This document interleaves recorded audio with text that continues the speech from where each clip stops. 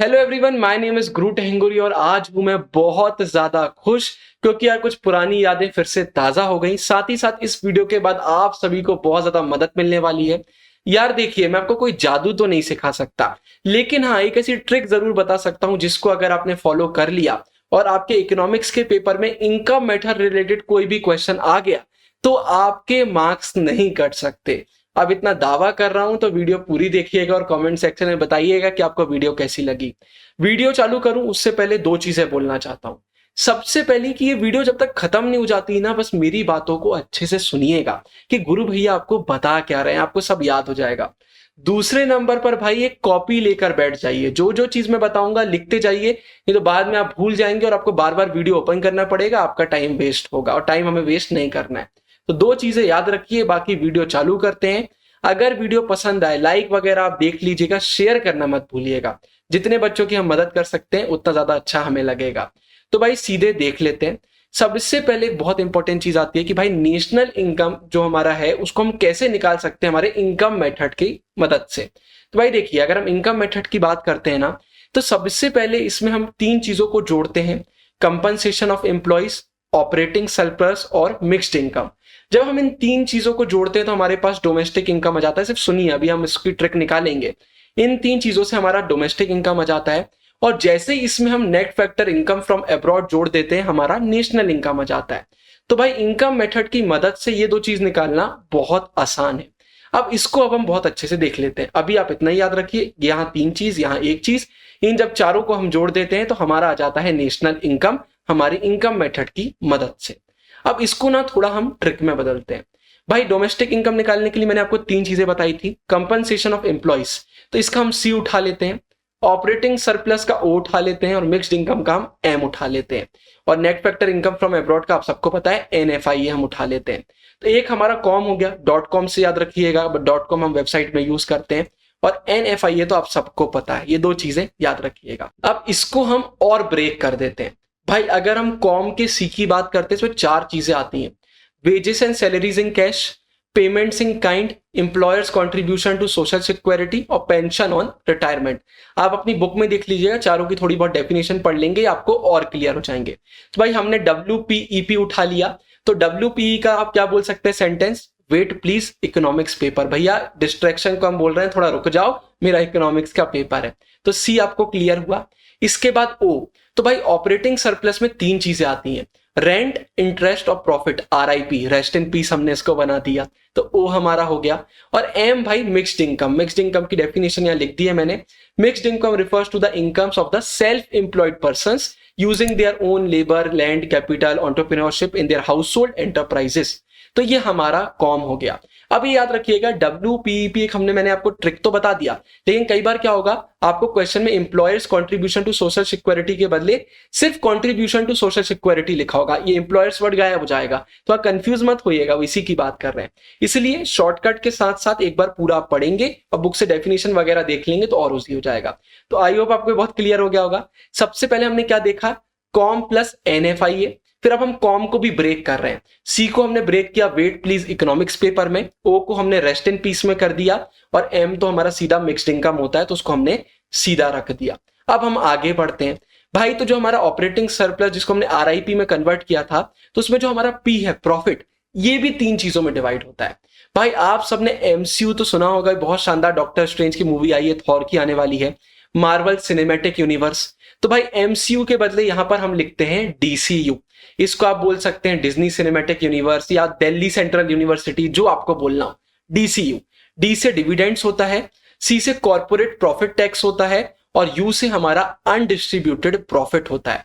C जैसे है corporate profit tax, तो इसका नाम अच्छे से याद रखिएगा। अगर यहां से टैक्स वर्ड हटा देते तो मीनिंग ही चेंज हो जाएगा, ये आप याद रखिएगा। तो एक बार हमेशा याद रखिए, ऐसा नहीं है कि सिर्फ DCU याद करके चलेगा। D का मीनिंग क्या है, C का मीनिंग क्या है, U का क्या मीनिंग है, ये भी थोड़ा बहुत आपको पता रहना चाहिए। तो आई होप इतना आपको क्लियर हुआ होगा। थोड़ा कंफ्यूजन हो रहा है, खत्म कर देते हैं। अगर इनकम मेथड से हमको सिर्फ और सिर्फ हमारी डोमेस्टिक इनकम निकालना है तो उसका फॉर्मूला होता है COM, हमारा कॉम। लेकिन अगर नेशनल इनकम निकालना है तो उसमें NFIA भी हम प्लस करते हैं। अगर कॉम को हम और ब्रेक करें तो C से हमारा क्या हो जाता है, WPEP, wait please economics paper. O से हमारा हो जाता है RIP, और P में भी तीन चीजें आती हैं, DCU। उसके बाद हमारा एम मतलब हमारा मिक्स्ड इनकम, और फिर आखिरी में अगर हम NFIA प्लस कर देते हैं तो हमारा नेशनल इनकम निकल कर आ जाता है। अब यहां पर जो चीज मैं आपको बता रहा हूं उसको समझिए। अगर आपको सीधा सीधा सी क्वेश्चन में दिया हुआ है तो आप WPEP को नजरअंदाज कर देंगे अगर क्वेश्चन में वो दिया हुआ है, क्योंकि भाई सी में वो सारी चीजें जाती हैं। अगर आपको ओ दिया हुआ है, ऑपरेटिंग सरप्लस सीधा क्वेश्चन में दिया हुआ है, तो आप RIP नहीं देख रहे होंगे, क्योंकि भाई RIP उसके अंदर आ जाता है। अगर आपको DCU दिया हुआ है या इनमें से कुछ एक चीज भी दी हुई है, डिविडेंड्स दिया हुआ है, लेकिन क्वेश्चन में प्रॉफिट भी दिया हुआ है, तो फिर आप डिविडेंड्स को इग्नोर कर देंगे, क्योंकि डिविडेंड्स है वो हमारा प्रॉफिट के अंदर में ही आ जाता है। मतलब मैं कहना चाहता हूं सबसे पहले बाहर की चीज देखेंगे, बाहर की चीज नहीं दी है तो अंदर की देखेंगे, अंदर की नहीं दी है तो उसके अंदर भी अगर कुछ है तो हम वो देखेंगे। बार बार काउंट कर देंगे तो फिर वो ज्यादा काउंटिंग हो जाएगी। आपने ओ भी काउंट कर दिया, फिर से आर कर दिया, जबकि आर तो पहले से ही ओ में है, तो ये गलती मत करिएगा। ऑपरेटिंग सरप्लस किया है तो रेंट, इंटरेस्ट, प्रॉफिट हम इग्नोर कर देंगे, इतना याद रखिए। तो भाई ये हमारी आ जाती है ट्रिक।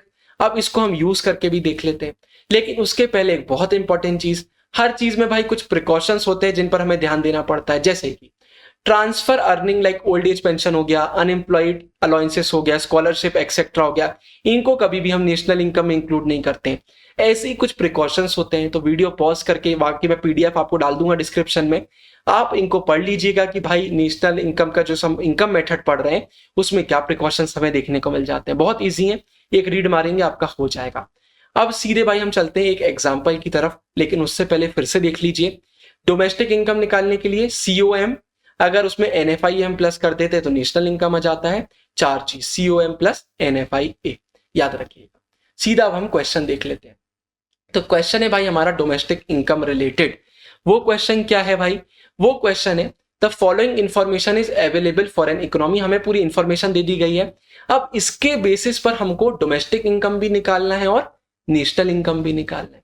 डोमेस्टिक इनकम का हम सबको फॉर्मूला पता है क्या होता है, कॉम। नेशनल इनकम का क्या होता है, कॉम प्लस NFIA। अब सीधे हम इसका आंसर देख लेते हैं। तो भाई कॉम, तो सी में कंपनसेशन ऑफ एम्प्लॉइज में 4 चीजें हमने पढ़ी थी, WPEP। तो भाई पहला वेजेस हमको दिया हुआ है और एक सोशल सिक्योरिटी कंट्रीब्यूशन हमको दिया हुआ है। बात की 2 चीजें क्वेश्चन में ही नहीं है तो वहां हम ध्यान ही नहीं देंगे। तो भाई हमारा कॉम का सी हो गया। अब ऑपरेटिंग सरप्लस डायरेक्टली कहीं पर नहीं दिया, लेकिन हमको पता है ओ के अंदर क्या आता है, RIP आता है, R दिया हुआ है, I दिया हुआ है, लेकिन क्वेश्चन में कहीं पर भी P मुझे देखने को नहीं मिल रहा। लेकिन P के अंदर भी कुछ चीजें आती है जो हमने पढ़ा था। वो क्या आता है भाई, DCU, हमारा दिल्ली कॉमन यूनिवर्सिटी, तो D हमने ले लिया, C हमने ले लिया और U हमने ले लिया, हमारा DCU हो गया। इसके बाद कॉम का आखिरी मिक्स्ड इनकम सीधा सीधा यहां पर दिया हुआ है, तो सीधा सीधा हमने मिक्स्ड इनकम ले लिया। तो भाई सीधे हमारा डोमेस्टिक इनकम निकल गया कॉम की मदद से। नेशनल इनकम का फॉर्मूला क्या होता है, कॉम प्लस NFIA, वो हमने प्लस किया, हमारा नेशनल इनकम निकल गया। इतने आसान तरीके से चीजें हमने कर ली। अगर हमको कॉम पता है, कॉम को ब्रेक करने का तरीका पता है और हर एक चीज का फुल फॉर्म भी पता है कि सी का मतलब क्या होता है, ओ का मतलब क्या होता है, हमारे मार्क्स नहीं कट सकते। होता क्या है, हम सीधे सीधे पढ़ के चले जाते हैं और वहां भूल जाते हैं। लेकिन अगर आपको आर याद है तो रेंट आपको याद आ जाएगा, अगर आपको एम याद है तो मिक्स्ड इनकम आपको याद आ जाएगा। प्रिकॉशन जरूर पढ़िएगा, उसके बाद ये चीज हमारी आ जाती है कितनी आसानी से। अब एक चीज और बता देता हूं, बात यहीं खत्म नहीं होती है। इनकम मेथड से भाई आप डोमेस्टिक इनकम निकाल सकते हैं, नेशनल इनकम निकाल सकते हैं, लेकिन कई बार उनको चेंज करने का भी बोल दिया जाता है। जैसे भाई आपको बोला जा सकता है कि आप NDP को GDP में चेंज करिए। हमारे ऐसे क्वेश्चन आते हैं इकोनॉमिक्स में, NNP को GNP पे बदलीजिए। तो ये सब आपसे बनना चाहिए, मतलब ग्रॉस को नेट में बदलते बनना चाहिए, डोमेस्टिक को नेशनल में बदलते बनना चाहिए, फैक्टर कॉस्ट, मार्केट प्राइस का आपका बनना चाहिए। तो ये चीजें हैं जो आपको बनना चाहिए। अगर ये चेंज वगैरह करते आपसे नहीं बनता है तो आप देव भैया की फंसना पक्का है वीडियो देखिएगा, उसमें मैंने बहुत अच्छे से चीजें समझाई हुई हैं। तो भाई ये हमारा इस वीडियो में आता है ट्रिक्स का। बहुत सिंपल क्वेश्चन आते हैं यार, अगर थोड़ी सी ट्रिक्स हमको पता हो। मैंने भी सेम फॉलो करी थी, बहुत मजा आया था।